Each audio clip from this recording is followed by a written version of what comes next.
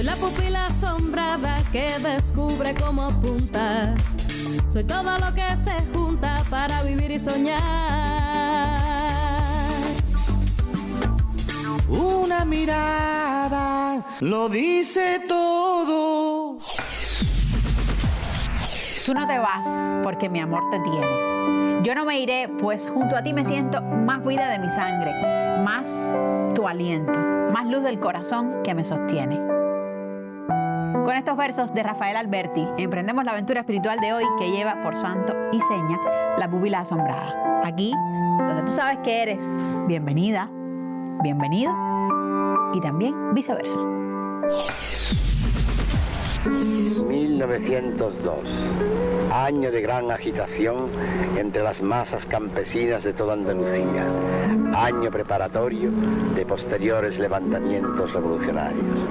16 de diciembre, fecha de mi nacimiento, en una inesperada noche de tormenta, según alguna vez oí a mi madre, y en uno de esos puertos que se asoman a la perfecta bahía gaditana, el puerto de Santa María, antiguamente puerto de Menesteos, a la desembocadura del Guadalete o río del Olvido. Por fin he llegado al puerto de Santa María, mi ciudad natal, después de 50 años de ausencia y 40 de destierro. Estoy ahora precisamente delante del penal del Paseo de la Victoria, este penal tan recordado tristemente en las coplas del Cantejondo. Desde aquí estoy viendo la calle Larga, el puente de San Alejandro, el río Guadalete, toda mi infancia colegiala y marinera.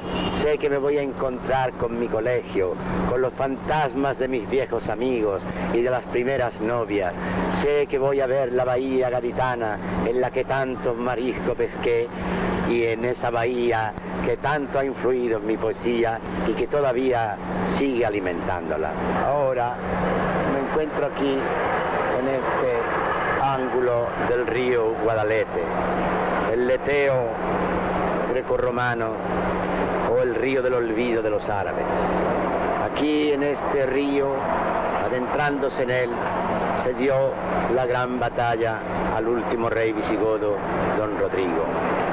Hoy veo que esto es una imagen melancólica del puerto de Santa María en el que voy entrando. Yo no sé si esto es un cementerio de barcas en olvido o de barcas en reparación. Veo el puente de San Alejandro cegado por el que no se puede pasar y por el que tantas veces pasé, camino de las playas de Valdelagrana, de los Pinares de Medinaceli.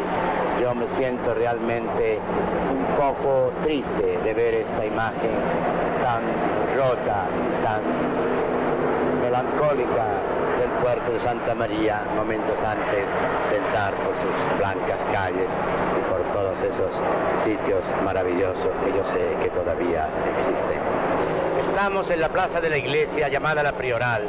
Aquí hay unas casas maravillosas como esta, que tiene unos balcones extraordinarios. Esta es la casa de mi tío Vicente, donde yo jugué mucho. Aquí yo tuve un teatro en esta azotea. Y aquí está la iglesia famosa, en donde se encuentra la Virgen de los Milagros, una virgen morena, mozárabe, que según la leyenda piadosa se apareció al rey Alfonso Sabio, que dedicó luego a esta virgen las famosas cantigas a Nuestra Señora. Esta es la plaza de San Francisco, en donde se encuentra el colegio jesuita de San Luis Gonzaga, mi colegio. Puedo decir que estoy aquí en el centro de mi infancia y de mi adolescencia. Aquí estudié hasta el 4º año de bachillerato. De aquí salí con mi familia para vivir en Madrid. Desde aquí veo la azotea de la casa de mi primera novia, Milagrito Sanchos, que murió poco después de haberme yo marchado. Yo realmente me siento muy conmovido de encontrarme en esta plaza, de la que puedo decir ha salido toda mi poesía, todo lo que yo soy. Ahora vuelvo aquí como diputado por esta provincia de Cádiz. No sé si como poeta diputado o como diputado poeta. Yo prometo al puerto de Santa María y a la provincia de Cádiz que no los defraudaré ni como poeta ni como diputado. cuando por fin haya concluido el instante de la última tierra, cumplida su conquista, seamos uno en el hundirnos para siempre, preparado ese golfo de oscuridad abierta e irremediable, quién sabe si a la derecha de otro nuevo camino, que como aquel también que va hacia el mar, me tumbaré bajo retamas blancas y amarillas a recordar, a ser ya todo yo, la total arboleda perdida de mi sangre.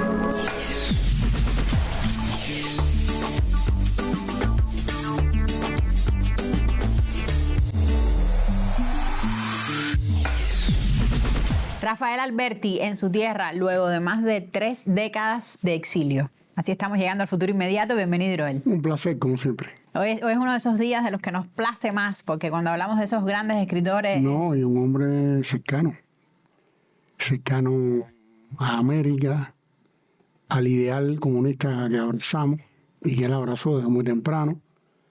Un hombre de una ciudad muy cercana a La Habana, que es Cádiz, ciudad que marca su poesía, su obra plástica también, tiene mucho mar, y un poeta de los más importantes de nuestra lengua en el siglo XX, un hombre vinculado a la República Española, de la generación del 27, su esposa María Teresa León, una gran escritora también, publicada en Cuba como su poesía, ampliamente.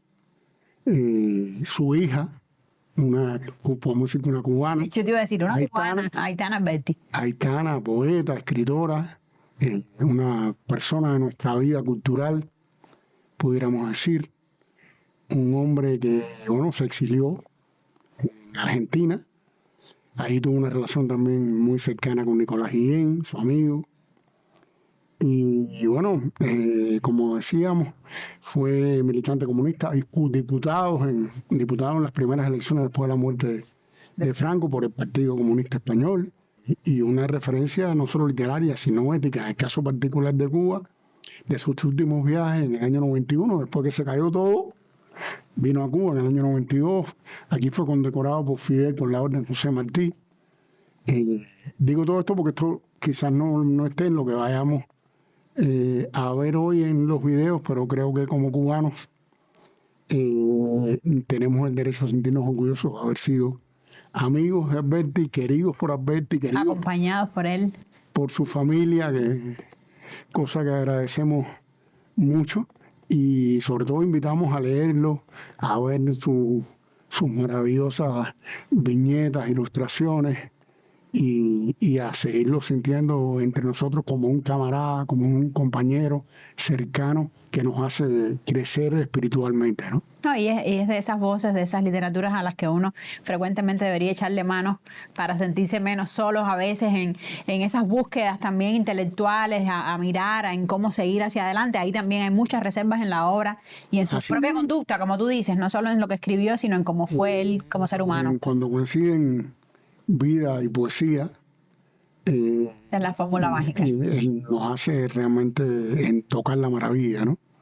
Tocar el cielo con las manos. Estamos ante un caso como ese. Muchas gracias, Iroel. Gracias a ti. Nosotros vamos ahora a conocer un poquitico más de la relación entre Alberti y otro de esos infaltables de esa generación de la que hablaba Iroel, que es Federico García Lorca. Vamos a verlo. Y precisamente estando en San Rafael, conoce a través de Gregorio Prieto, porque naturalmente se había ido relacionando poco a poco Rafael en Madrid, y Gregorio Prieto fue a visitarle y le llevó a usted un primer libro de Federico García Lorca. Sí, el libro de poemas. El libro de poemas. Yo conocía ya alguna cosa de Federico García Lorca por una revista que publicaba Juan Ramón Jiménez que se llamaba Índice, donde Federico había publicado unos poemas mínimos que luego no estaban en ese libro, eran casi un poco posterior, que me habían llamado la atención, realmente me habían gustado. Ese libro de Federico, libro de poemas que yo tuve en mis manos, yo ya tenía cierto criterio poético, yo había leído ya bastante, ¿verdad? Pues es un libro que me gustó, pero que lo encontré muy desigual, que lo encontré en aquel momento al lado de cosas estupendas que ya parecían exactamente, se parecían a las cosas posteriores de Federico. Había todavía un canto a doña Juana la Loca o cosas históricas, en fin. Pero en fin, Federico era muy joven y todavía era un libro de tanteos con cosas verdaderamente iguales que las que hizo luego. Eso para mí fue una iluminación, ¿verdad? Y entonces, por medio de Gregorio Prieto, yo conocí a Federico en la residencia de estudiantes. Fue una noche y Federico me recibió muy bien. Yo ya escribía, pintaba poco, escribía como quien hacía un delito, porque nadie quería creer que yo era un poeta, ¿verdad?, sino que yo era un pintor que acababa de hacer una exposición. Me acuerdo que le leí mis primeros poemas a Federico, que eran ya poemas de marinero en tierra, que me dijo que eran muy bonitos y tal y cual, pero que yo tenía una gran memoria, una gran retentiva, pero que yo debía de seguir pintando. Y entonces, yo lo cuento muchas veces por ahí, ¿verdad?, me encargó un cuadro, Federico, que lo pintara yo a él debajo de un olivo, durmiendo en un río o en un arroyo de la Vega de Granada, y sobre el olivo la aparición de Nuestra Señora del Amor Hermoso, escrito así en una cinta que decía: aparición de Nuestra Señora del Amor Hermoso al poeta Federico García Lorca dormido en la Vega de Granada. Él creyó que yo no lo iba a pintar, pero me fue tan simpático y tan interesante para mí que fuera él, que ya se le estimaba mucho, quien me hiciera ese encargo, que yo lo pinté y se lo di. Y existe eso, me han dicho, que en su casa de Fuente Vaqueros, una de esas casas de Granada. Parece que hubo un chispazo inmediato de simpatía recíproca entre Federico y usted. Mire, con Federico los chispazos eran frecuentes, porque Federico era un ser realmente maravilloso, lleno de una simpatía, de una genialidad fascinante. Verdaderamente la persona de Federico, a veces en su obra casi no se refleja en muchas ocasiones lo que realmente era Federico. Federico hablando se hacía el dueño enseguida de toda la cantidad de gente que hubiera en una sala. Federico rápidamente la absorbía y se convertía en un centro, en un foco de atracción.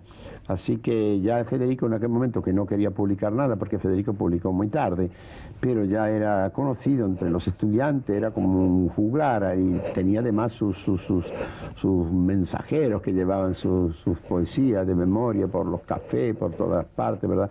Y se recitaba de memoria en Madrid, era muy admirado, pero Federico no publicó nada hasta el año 27, había publicado ese libro de poemas, pero luego no recogió sus canciones y el poema del Cantejondo hasta después del Romancero Gitano. Esa amistad que comenzó de una manera inmediata, y me parece que fue idea de Federico el que ustedes se llamaran primos, ¿no? Sí, porque Federico dice que los gitanos se llamaban primos entre sí. Ese momento era el momento del Romancero Gitano. Federico ya desde el año 23 lo estaba haciendo. Yo recuerdo que oí el romance sonámbulo de Federico recién hecho. Federico trabajaba mucho en verano. En invierno en la residencia perdía bastante tiempo. Y entonces me acuerdo que acababa de llegar en octubre a la residencia, y el poema que traía último era el romance sonámbulo, que es una de las cosas maestras del romancero gitano. Y se la oí yo allí en su cuarto, que eran como pequeñas celdas, donde estaba también Salvador Dalí, que era en aquel momento un muchacho lleno de genio, y no el mercachifle que es ahora la persona desagradable.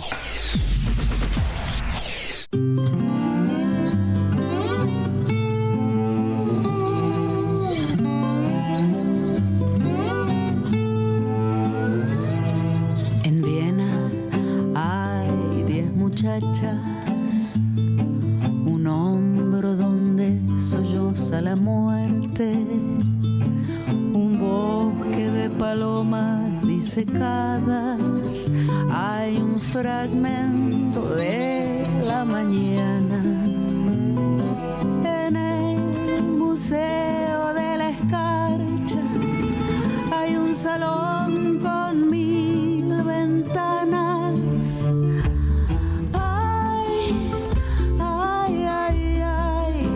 Toma este vals,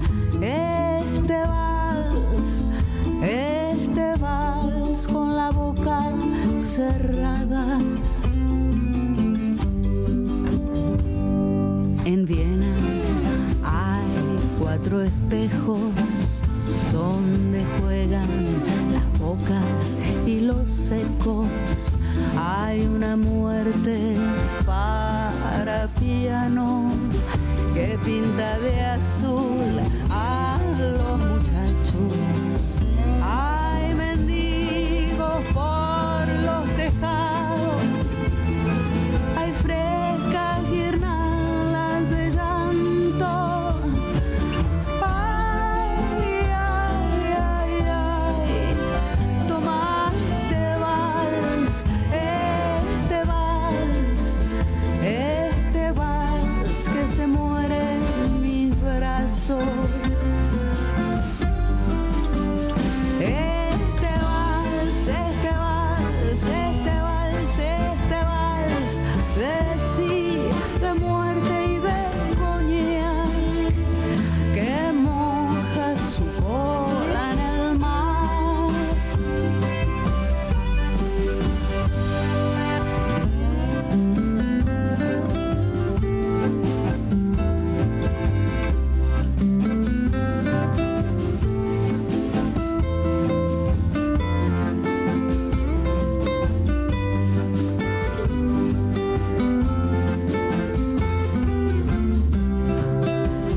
Hay mendigos por los tejados, hay frescas guirnaldas de llanto. Ay, ay, ay, ay, toma este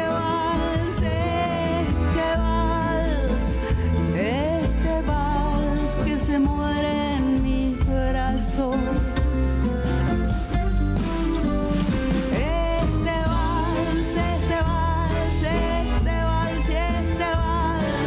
De sí, de muerte y de coñac que moja su cola en el mar. Y este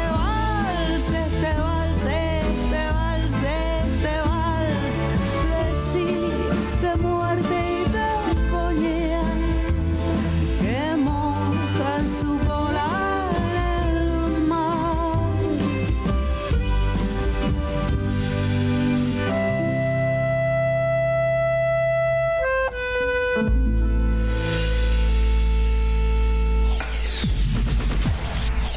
En aquellos momentos Dalí tenía también un nombre ya importante. No, pero se le tenía mucha admiración porque realmente era un muchacho lleno de condiciones grandísimas, ¿verdad? Era un dibujante excelente, era un discípulo de Vázquez Díaz, iba a la academia todos los días, decía que había ido a Madrid porque su padre le había dicho que tenía que estudiar la carrera de pintor y fue un alumno excelente. Luego marchó a París y rápidamente se hizo uno de los jefes de la escuela surrealista de pintura. Después hizo las películas con Luis Buñuel, El perro andaluz y Las d'Or. Después ya se peleó con Buñuel y después Dalí siguió una trayectoria verdaderamente desagradable, que yo no tengo la más mínima relación con él.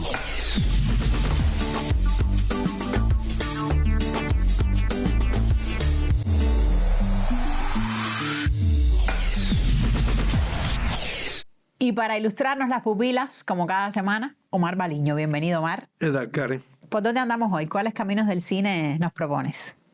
Interesante camino, porque no siempre tenemos la oportunidad de traer, digamos, un clásico reconocido como tal. Clásico de cuña. Sí. A veces decimos clásico, algo reciente por su calidad, por su impacto, etcétera. Pero esto está reconocido como un clásico del cine y sin duda lo es.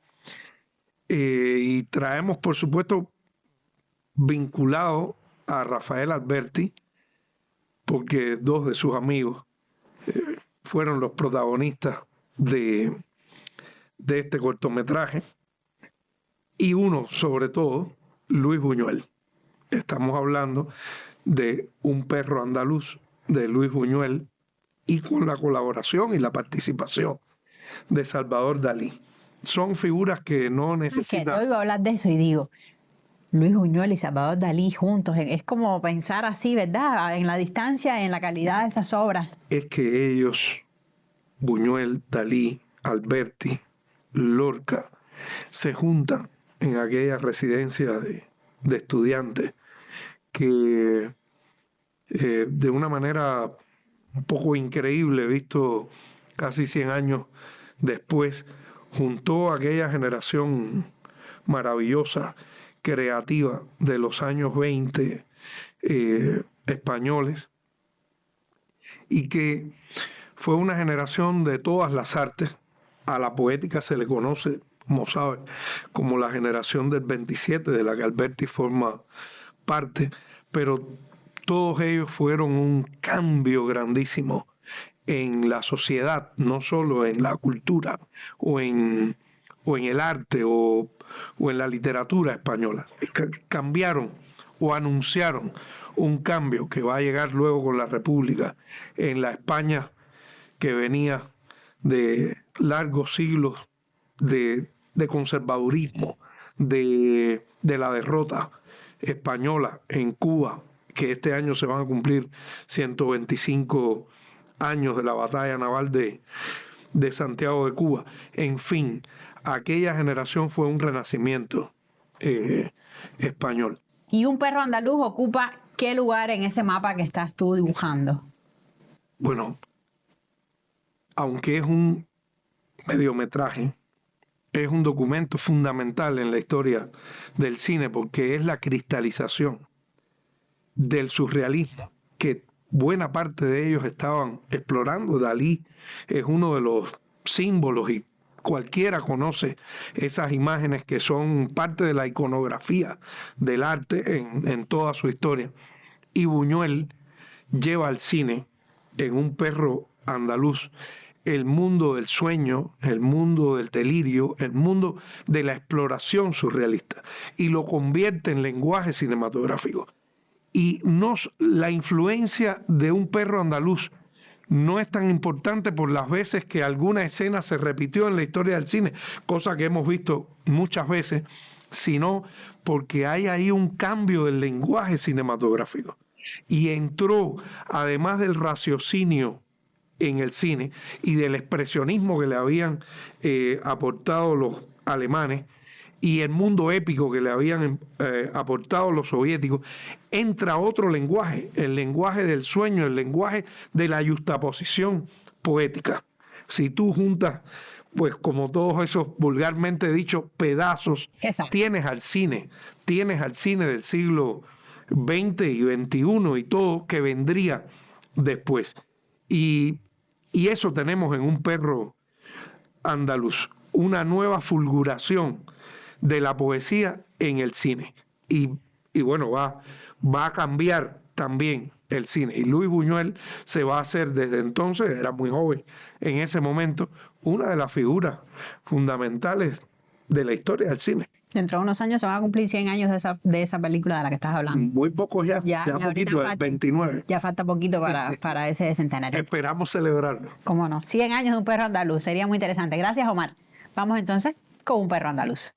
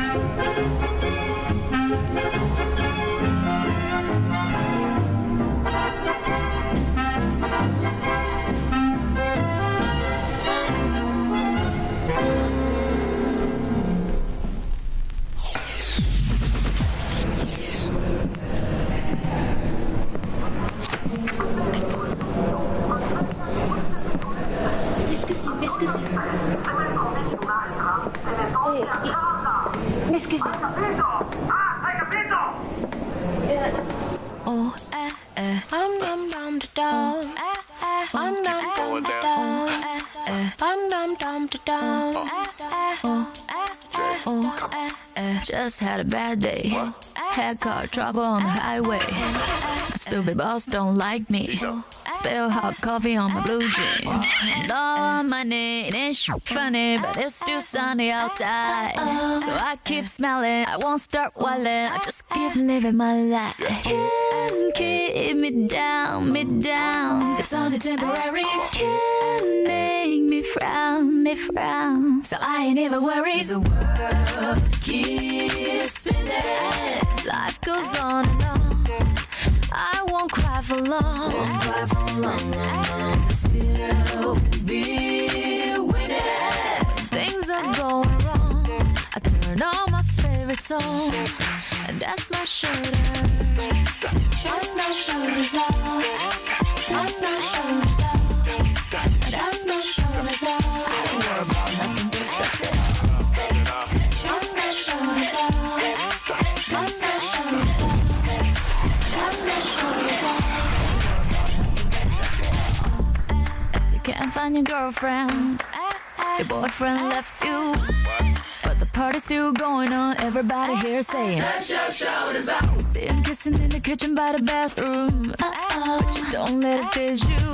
Go hit the bar up, go and get his car up, and tell him that it's karma. Can't keep me down, me down. It's only temporary. Make me frown, me frown. So I ain't even worried. The world keeps spinning. Life goes on and on. I won't cry for long. So still be winning. When things are going wrong, I turn on my favorite song, and that's my shoulder. That's my shoulders off. That's my shoulders off. That's my shoulders off. I don't worry about nothing, just that's it. That's my shoulders off. That's my shoulders off. That's my shoulders off. I don't worry about nothing, just that's it. I am tripping over drama, all about my numbers, tell them get up on my face. You don't even know me, you don't even know me. Save it for another day. I am tripping off a drama, all about my numbers, tell them get up on my face. You don't even know me, you don't even know me. Save it for another day. No big deal. Win some, you lose some, but life gets real. Won't last forever.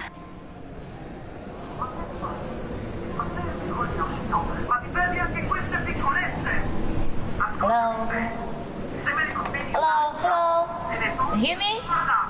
Hello? Hello? Hello? Sorry? Can't hear you.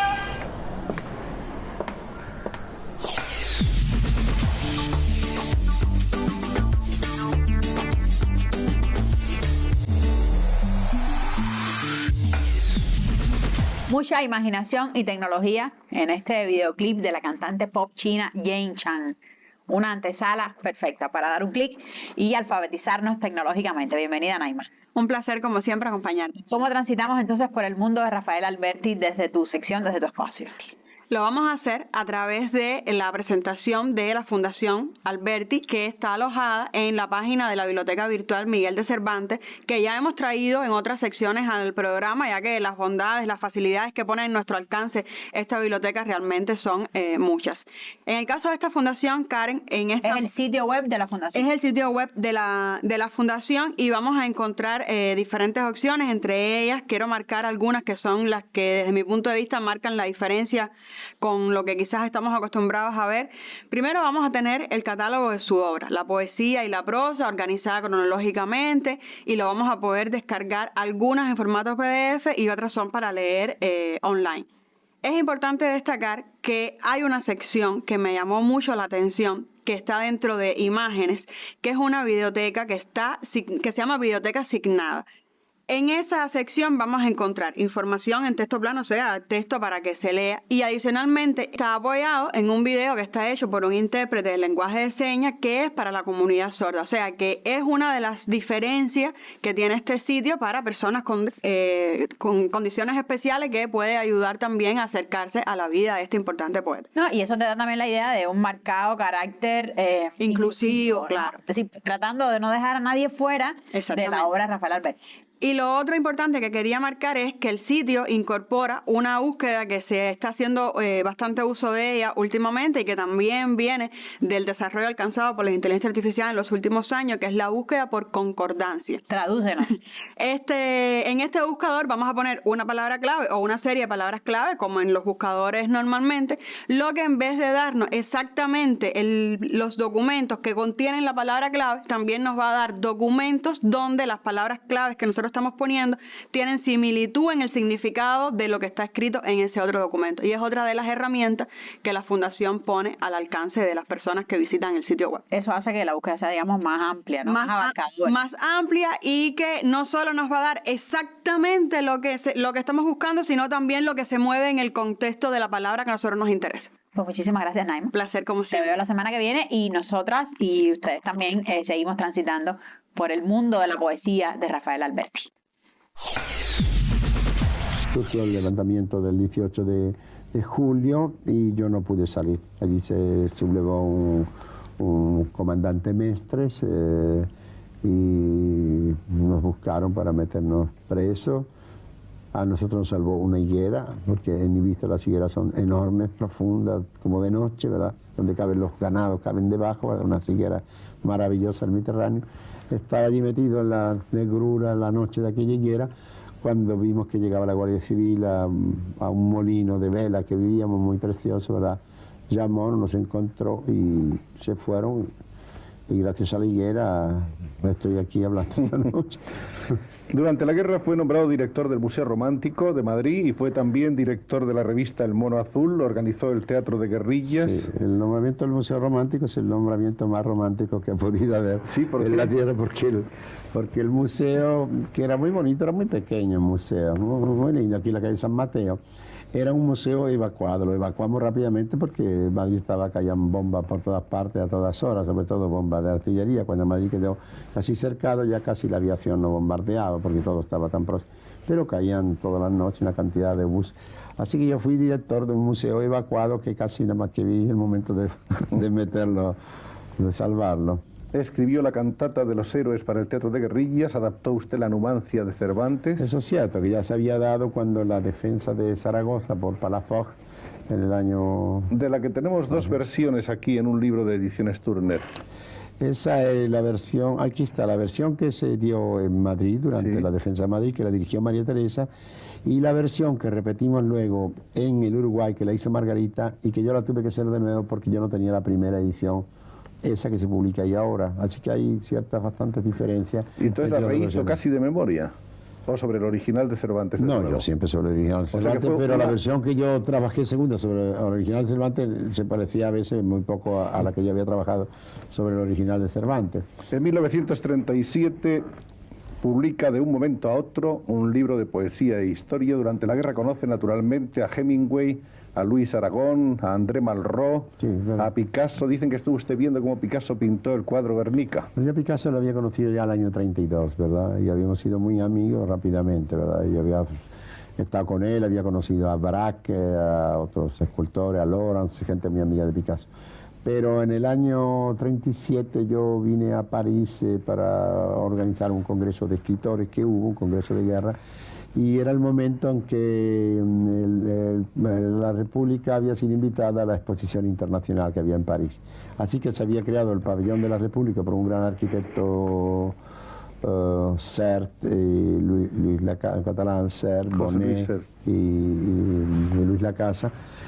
Y allí fue donde Picasso expuso el Guernica por primera vez.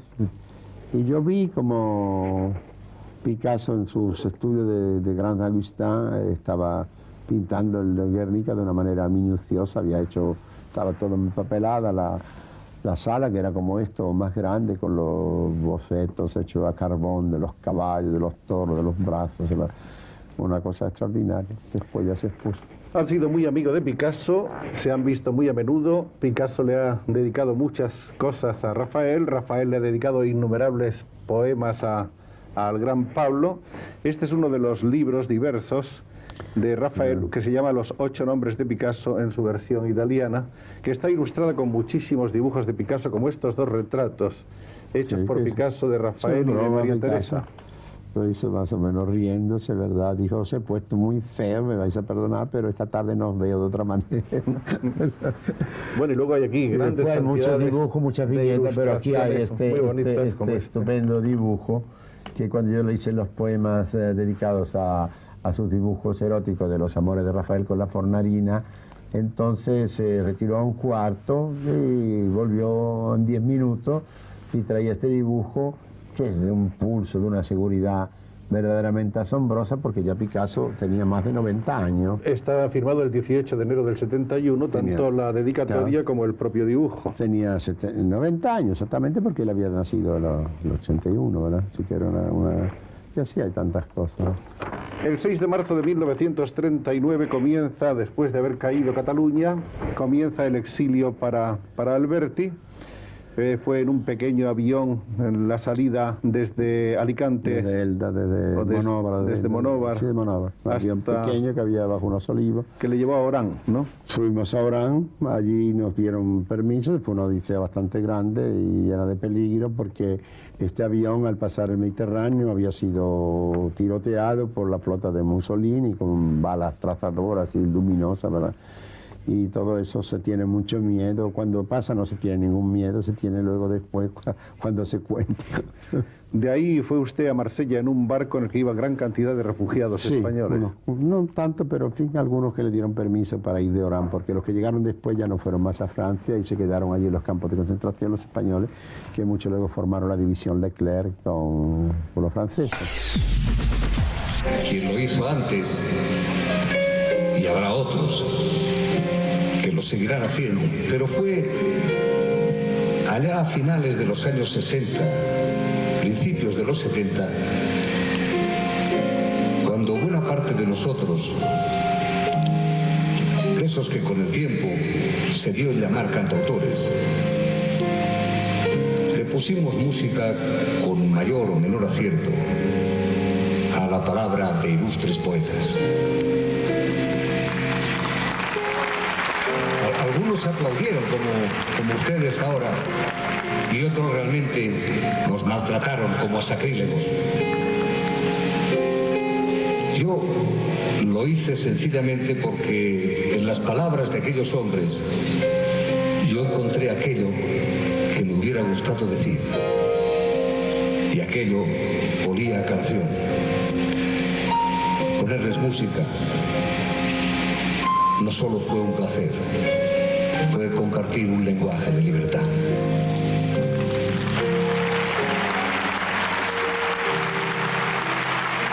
A Rafael Alberti yo no le puse música nunca, ningún poema. Y eso que tiene música su poesía. Pero sí canto unos versos a los que les puso música un precursor. Fue el argentino Carlos Guastavino, y la canción es La Paloma.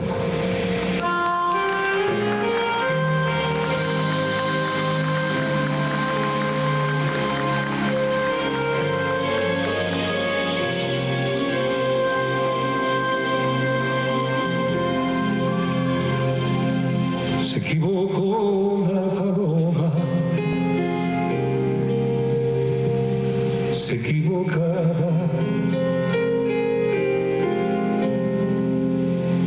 Por ir al norte fue el sur, creyó que el trigo era agua, se equivocaba. Creyó que el mar era el cielo, que la noche y la mañana se equivocaban.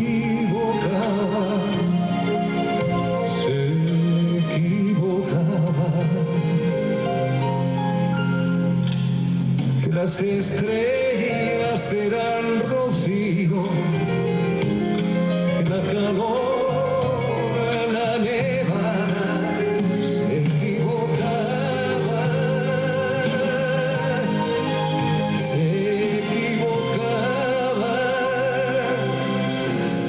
que tu falda era tu blusa, que tu corazón su casa. Se equivocaba.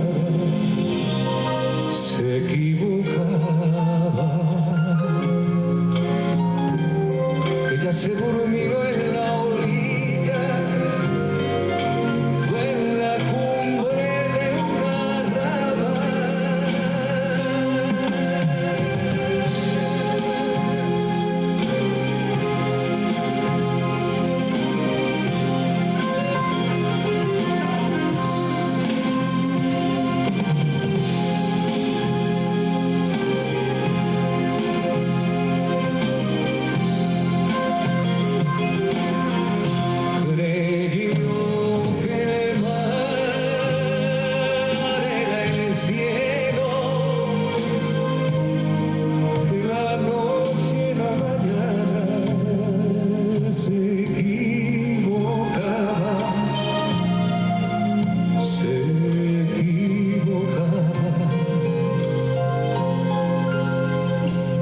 Las estrellas serán rocío, que la calor en la nevada se equivocaba,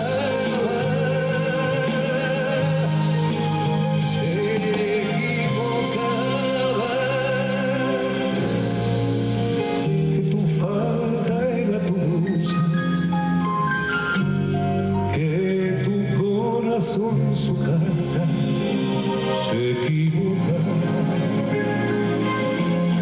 se equivocaba.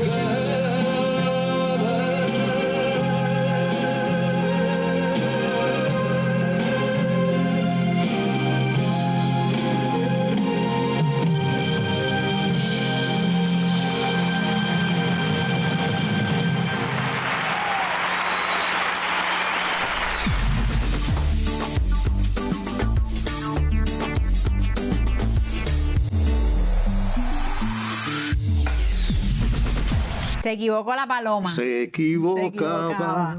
Hermoso tema, ¿eh? Este poema de Alberti, que es de los primeros que cantaba Serrat.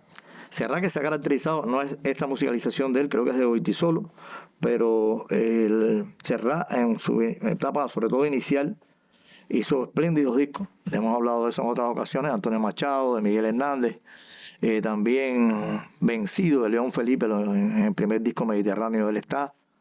Y creo que este programa ha sido como la confluencia de las artes, ¿no? La poesía con la música, con las artes plásticas, el cine, Buñuel con Dalí, toda esa liga. Rafael Alberti es digamos que un grupo creador que estuvo vinculando mucho las artes.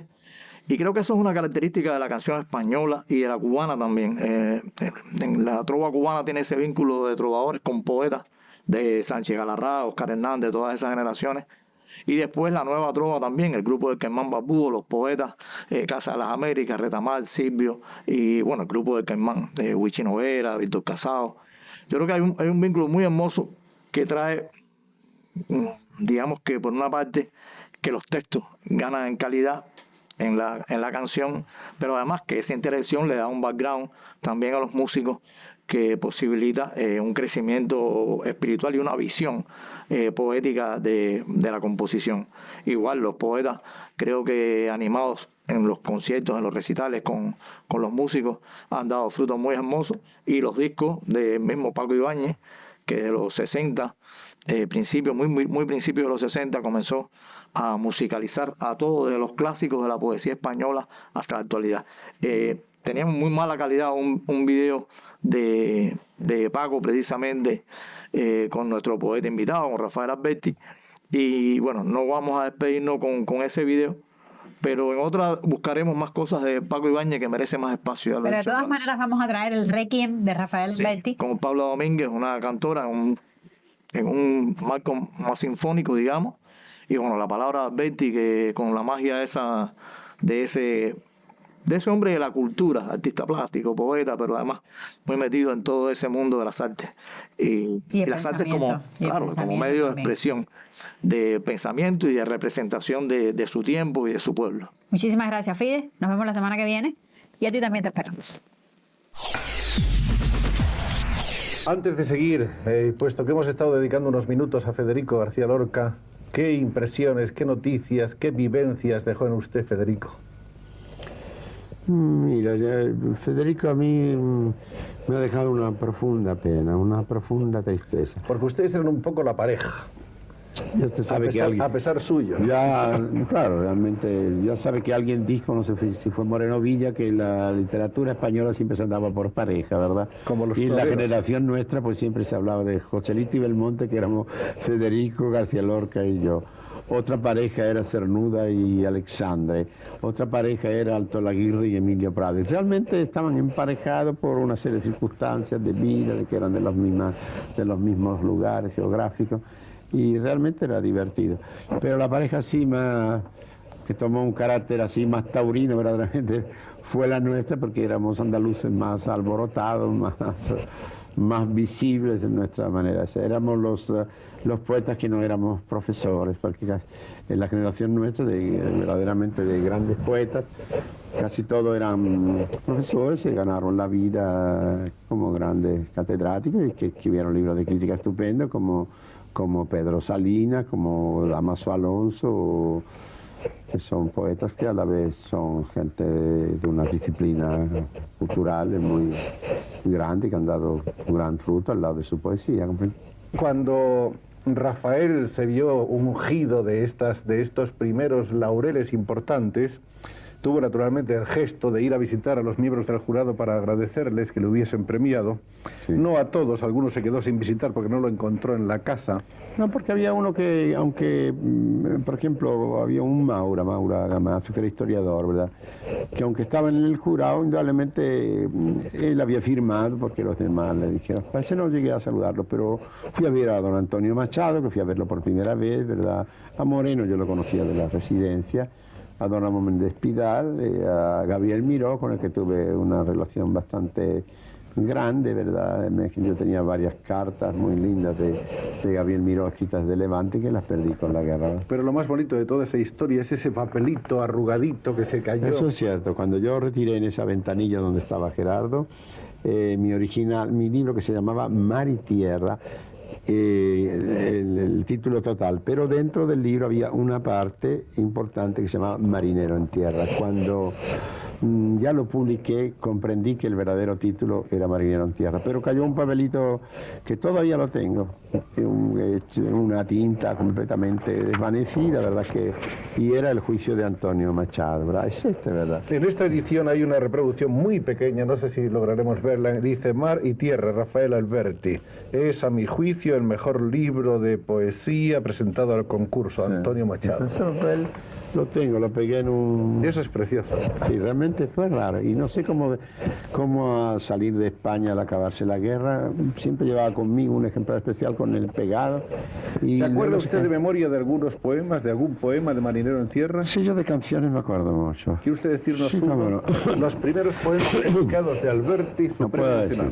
Dice así: el mar, el mar, solo la mar. ¿Por qué me trajiste, padre, a la ciudad? ¿Por qué me desenterraste del mar? En sueños, la marejada me tira del corazón. Se lo quisiera llevar. Padre, ¿por qué me trajiste acá? Branquias quisiera tener, porque me quiero casar. Mi novia vive en el mar y nunca la puedo ver. Madruguera, plantadora allá en los valles salinos. Novia mía, labradora de los huertos submarinos, yo nunca te podré ver, jardinera en tus jardines albos del amanecer. Puedo seguir porque yo tengo una gran memoria.